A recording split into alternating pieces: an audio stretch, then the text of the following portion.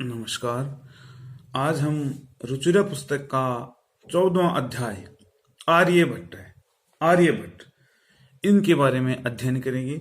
आर्यभट्ट किस प्रकार से विश्व में किस प्रकार से अपना नाम रोशन किया, अपने देश का नाम रोशन किया, इस विषय में हम इस पाठ में अध्ययन करेंगे।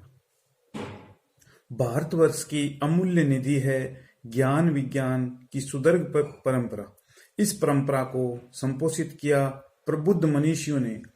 इन्हीं मनीषियों में अग्रगण्य थे आर्यभट्ट। जो भारत की जो ज्ञान विज्ञान की जो परंपरा है, इसको मनीषियों यानी प्रबुद्ध मनुष्यों ने किया और उसमें आर्यभट्ट का मुख्य स्थान है। दशमलव पद्धति आदि के प्रारंभिक प्रयोक्ता आर्यभट्ट ने गणित को नई दिशा दी। इन्हें एवं उनके परिवर्तित सिद्धांतों को तत्कालीन रूढ़िवादियों का विरोध झेलना पड़ा। वस्तुतः गणित को विज्ञान बनाने वाले तथा गणितीय गणना पद्धति के द्वारा आकाशीय पिंडों की गति का परिवर्तन करने वाले ये प्रथम आचार्य थे। आचार्य आर्यभट्ट ने इसी विदुष्य का उद्घाटन प्रस्तुत पाठ में किया है। मतलब जो रूढ़िवादी है उनके का विरोध झेलना पड़ा इनको बहुत सा, लेकिन फिर भी अपनी जो बात है उसको उन्होंने सिद्ध किया। जो गणित में जो दशमलव पद्धति है, इसी का इनके द्वारा आविष्कार किया गया कि दशमलव पद्धति को किस प्रकार से यहाँ पर उन्होंने भारत की तरफ से भारत का प्रतिनिधित्व किया इनके द्वारा। और इन्होंने ही गणित की पद्धति में जो दशमलव पद्धति उसको और जो इन्हीं के नाम से जो भारत का जो प्रथम जो उपग्रह था आर्यभट्ट, इन्हीं के नाम पर उनको आर्यभट्ट नाम दिया गया था। तो अब हम इस पाठ का अध्ययन करते हैं। पूर्व दिशायाम उदेति सूर्ये पश्चिम दिशायाम च अस्ते गच्छति इति दृश्यते ही लोके। पूर्व दिशा में उदेति उदय होता है, मतलब जो सूर्य उदय होता है वो पूर्व दिशा में उदय होता है। पश्चिम दिशायाम च अस्तम गच्छति, और पश्चिम दिशा है उसमें अस्त होता है। इति दृश्यते ही लोके, ऐसा हम जो देखते हैं ऐसा संसार में हमें दिखाई देता है। लोके यानी संसार में ऐसा हमें दिखाई देता है। परम न अनेन अवबोध्यम अस्ति यत् सूर्यो गति से लेती। परम का मतलब परंतु न अनेन, परंतु इससे ये नहीं समझना चाहिए। अवबोध्यम अस्ति यहाँ पर इसका मतलब होता है समझना चाहिए, हमें जानना चाहिए। ये हमें नहीं जानना चाहिए कि यत् सूर्य गतिशील है, कि सूर्य गतिशील है। इससे ये नहीं होना चाहिए कि पश्चिम दिशा में उदय हुआ और फिर घूम करके पूरे दिन में भ्रमण करता हुआ और पश्चिम दिशा में अस्त होता है। इसका मतलब ये नहीं कि ये गतिशील है। सूर्यो अचल है पृथ्वी च चला या स्वकीय अक्षय घूर्णति इति सांप्रतम सुस्थापितम सिद्धांत है। सूर्यो अचल है, सूर्य तो अचल है यानी सूर्य क्या है स्थिर है। पृथ्वी च चला, और पृथ्वी क्या है गतिशील है, अस्थिर यानी गतिशील है। या स्वकीय अक्षय घूर्णति इति सांप्रतम सुस्थापितम सिद्धांतम, जो अपनी दूरी पर घूमती रहती है। मतलब पृथ्वी क्या है अपनी दूरी पर क्या करती है, घूर्णन करती रहती है। सुस्थापितम सिद्धांतम, और ये सिद्धांत हम भली भांति स्थापित भी हो चुका है। मतलब सूर्य तो क्या है गतिशील नहीं है, सूर्य क्या है स्थिर है। और पृथ्वी बाकी जो ग्रह है उन्हीं के अनुसार पृथ्वी भी भ्रमण करती रहती है। सिद्धांतो अयम प्राथम्येन येन प्रवर्तित है स आसीत है महान गणितज्ञ ज्योतिर्वच आर्यभट्ट है। सिद्धांतो अयम सिद्धांतो, ये सिद्धांत प्राथम्येन सबसे प्रथम, मतलब ये जो सिद्धांत है जो सबसे पहले इन्होंने स्थापित किया। स्थिरा वर्तते इति परंपराया, मतलब जो ये प्रवर्तित है जिसने परिवर्तित किया स आसित महान गणितज्ञ ज्योतिर्वच आर्यभट्ट। ये जो सिद्धांत है सबसे पहले जिनके द्वारा परिवर्तित किया गया उनका नाम है सिद्धांत जो आर्यभट्ट है। महान गणितज्ञ और ज्योतिषाचार्य जो महान आर्यभट्ट है, इन्हीं के द्वारा ये सिद्धांत है वो स्थापित किया गया। पृथ्वी स्थिरा वर्तते, पृथ्वी स्थिर है।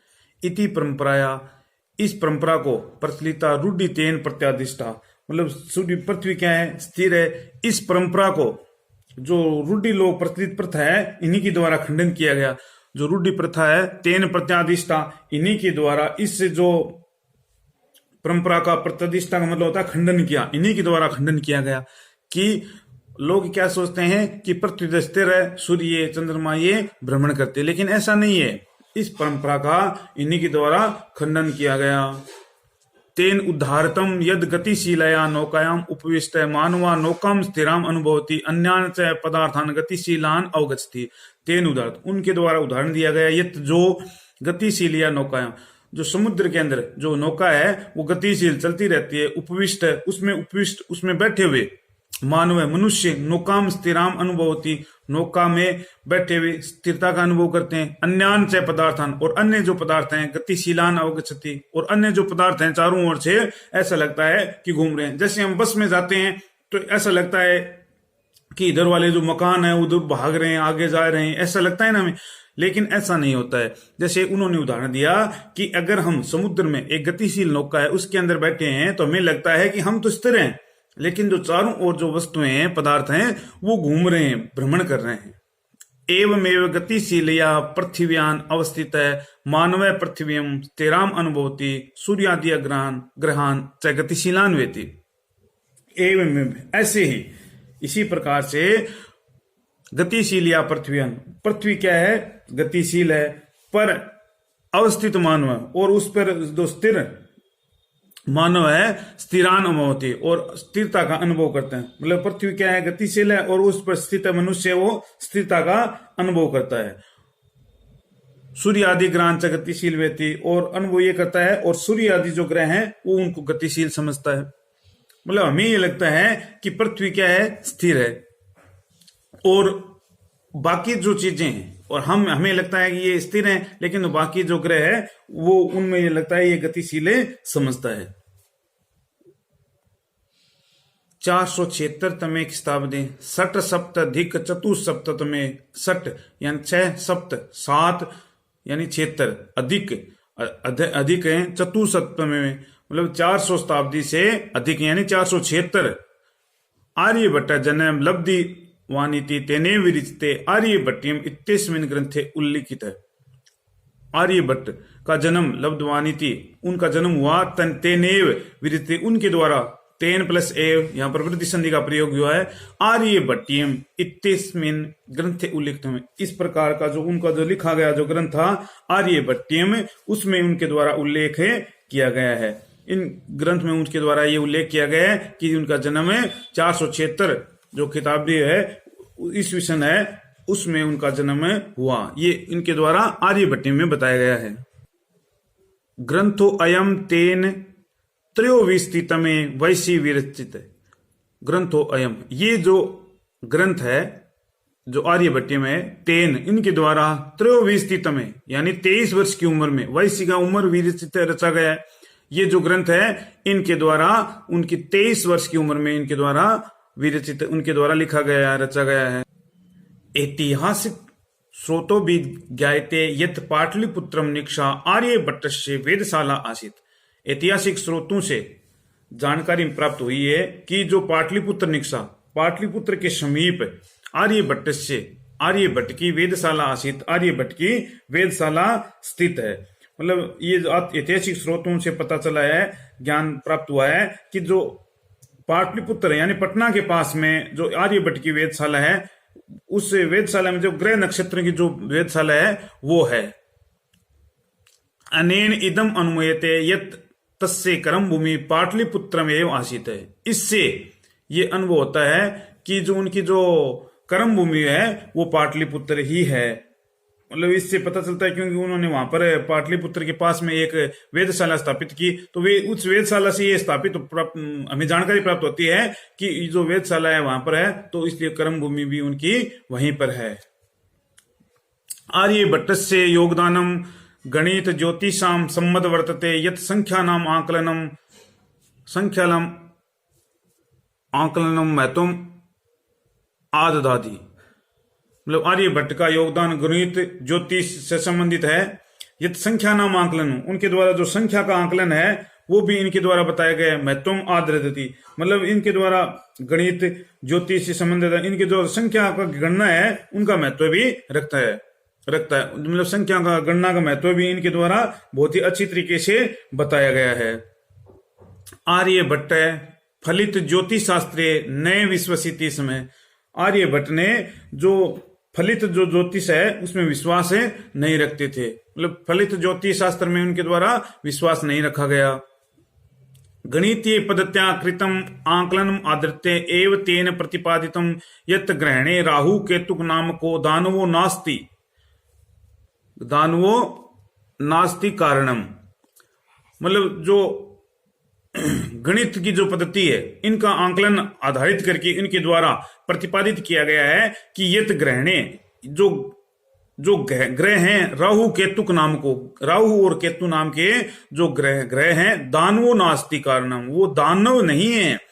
मतलब जो ग्रहण होता है सूर्य ग्रहण होता है, इन जो राहु और केतु दानवों के नाम से नहीं होता, इनके कारण से नहीं होता है। तत्र तु सूर्य चंद्र पृथ्वी इति त्रीणि एव कारणानि, तो तत्र वहां पर तो सूर्य चंद्रमा पृथ्वी इति त्रीणि, इन तीनों के कारण ही होता, एव ही कारणानि, यही कारण है। मतलब जो ग्रहण होता है वो इनके कारण से नहीं होता है, राहु और केतु दानवों के कारण। ये तो ग्रहण किस कारण से होता है, ये सूर्य चंद्रमा और जो पृथ्वी है इन्हीं के कारण ये ग्रहण होता है।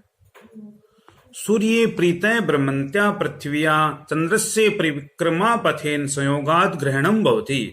सूर्य प्रीत, सूर्य के चारों ओर ब्रह्मत्या घूमती हुई पृथ्व्या, पृथ्वी चंद्रमा चंद्रस्य परिक्रमा पथेन संयोगात ग्रहणम भवति। जब सूर्य के चारों ओर पृथ्वी घूमती है तो संयोग से क्या होता है, उसके बीच में रास्ते में मतलब क्या आ जाता है, मतलब सूर्य प्रीत है, सूर्य के चारों ओर घूमती हुई परिक्रमा पथेन, परिक्रमा मार्ग में संयोग होने पर ग्रहण होता है।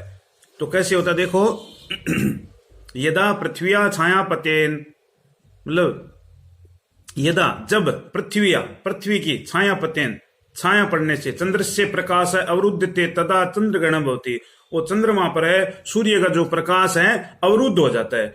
मतलब सूर्य और चंद्रमा के बीच में पृथ्वी आ जाती है तो चंद्र ग्रहण होता है। मतलब कहने की बात है, मतलब सूर्य है उसके बीच में फिर पृथ्वी आ गई और बाद में चंद्रमा होता है, तो सूर्य के प्रकाश से चंद्रमा प्रकाशित होता है, तो सूर्य का जो प्रकाश है वो चंद्रमा पर पहुंच नहीं पाता है, तो वो कौन सा होता है, जब चंद्र ग्रहण होता है। तथैव सूर्य पृथ्वी सूर्यो मध्य समागत से चंद्र से छाया पतेन सूर्य ग्रहण दृश्यते, तथैव तथा प्लस है वृद्धि संधि, वैसे ही पृथ्वी और सूर्य के मध्य समागत से चंद्र से, जब पृथ्वी और सूर्य के बीच में चंद्रमा आ जाता है, छाया पतेन सूर्य ग्रहणम दृश्यते, और छाया पड़ने से सूर्य ग्रहण होता है। मतलब जब सूर्य की रोशनी पृथ्वी पर इतनी रुक जाती है जितना चंद्रमा होता है, तो चंद्रमा का जो सूर्य का जो प्रकाश है पृथ्वी पर नहीं पहुंच पाता है, इसलिए सूर्य ग्रहण होता है। मतलब यह है कि सूर्य और पृथ्वी के बीच में चंद्रमा आ जाता है तब तो होता है सूर्य ग्रहण, और सूर्य और चंद्रमा के बीच में पृथ्वी आ जाती है तब होता है चंद्र ग्रहण। तो ये सूर्य और जो चंद्र ग्रहण और जो ये है सूर्य ग्रहण है, ये अमावस्या और पूर्णिमा को ही होता है। समाजे नूतनानाम विचाराणाम स्वीकरणे प्राय सामान्य जना काठिन्यम अनुभवती। समाज में नूतनाम, समाज में जो नवीन विचार है उनको स्वीकार करने में प्राय सामान्य जना कठिनम अनुभवती, जो सामान्य लोग हैं वो कठिनता का अनुभव करते हैं। भारतीय ज्योतिष शास्त्र तथे आर्यभट्टाचापी विरोधम अभवत, भारतीय ज्योतिष शास्त्र में तथे वैसे ही आर्यभट्ट का भी विरोध है, उन्होंने अनुभव किया, उनका विरोध बहुत हुआ। तस्य सिद्धांता उपेक्षिता, उनके जो सिद्धांत हैं वो भी उपेक्षित हुए। स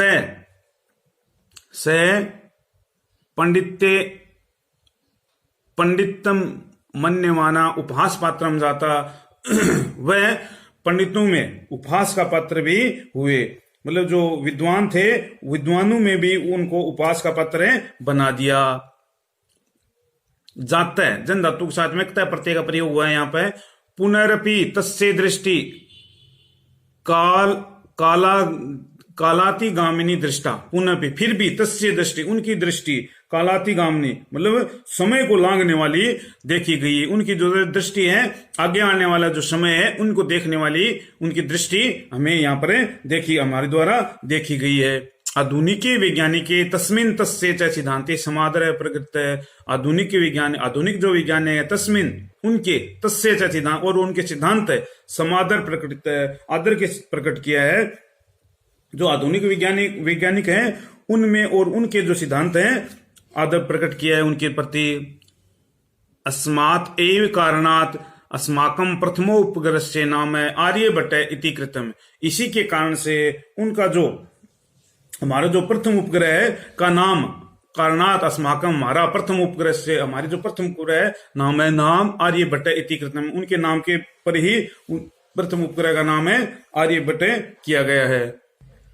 वस्तुतः भारतीय गणित परंपराया अथ च विज्ञान परंपराया असो एक शिखर पुरुष आसित है। वस्तुतः वास्तव में भारत की गणित परंपरा अथ जो गणित परंपरा का है और विज्ञान परंपरा, और विज्ञान परंपरा का असो एक है, एक शिखर पुरुष है आसित है, ये शिखर पुरुष है। मतलब भारत की जो गणित परंपरा और विज्ञान परंपरा का एक शिखर पुरुष था।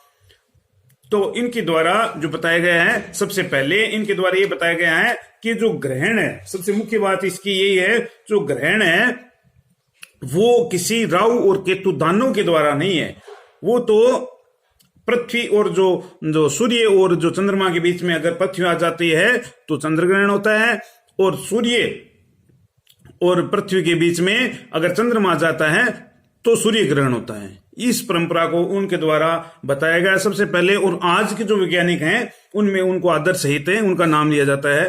तो आज अपना ये पाठ यहीं पर समाप्त होता है। धन्यवाद।